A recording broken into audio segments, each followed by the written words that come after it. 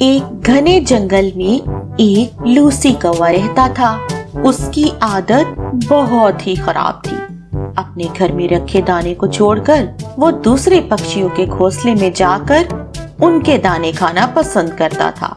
Lucy कौवे के घोंसले के पास बबली चिड़िया का घोंसला था। बबली चिड़िया बहुत ही मासूम थी।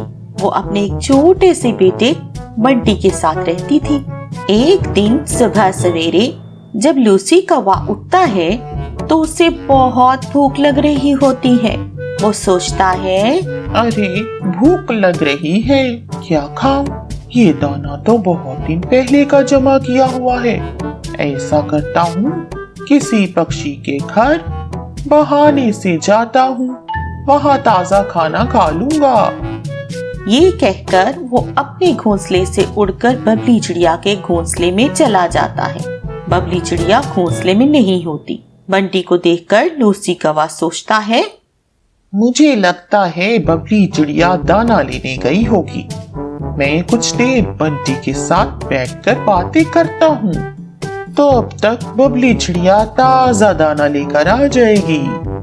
लूसी कौवा बैठकर बंटी से बातें करने लग जाता है। कुछ देर बाद बबली चिड़िया दाना लेकर आ जाती है। लूसी कौवा कहता है, अरे आओ बहन, बहुत देर से मैं तुम्हारा ही इंतजार कर रहा था। मैं उधर से गुजर रहा था तो बंटी को अकेला देखकर यहाँ आ गया और इससे बातें करने लगा। अब मैं चलता हूँ। अरे अरे कौवे भैया, आओ दाना खाओ, मैं अभी ताजा लेकर आई हूँ।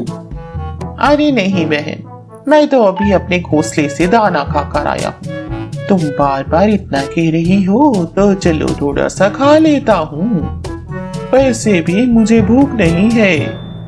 लूसी कौवा बातें करता जाता और दाना खाता जाता और साथ साथ ये भी कहता कि मुझे भूख नहीं है। और जब उसका पेट भर गया तो वो अपने घोंसले में चला गया।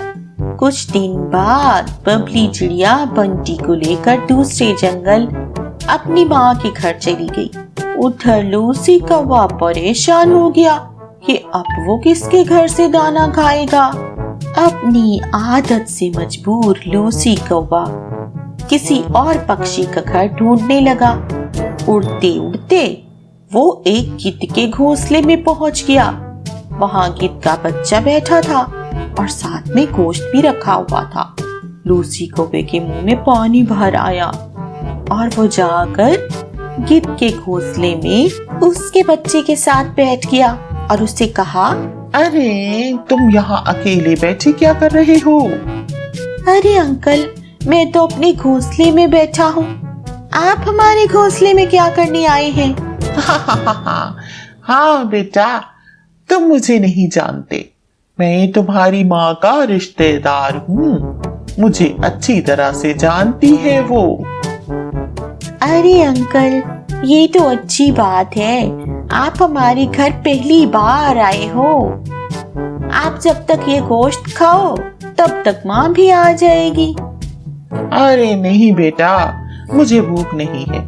अच्छा, तो बोल रहे हो तो मैं थोड़ा सा खा लेता हूँ। लूसी कौवा आहिस्ता आहिस्ता सारा गोश्त खा जाता है और कहता है, अरे तुम्हारी माँ देर कर रही है।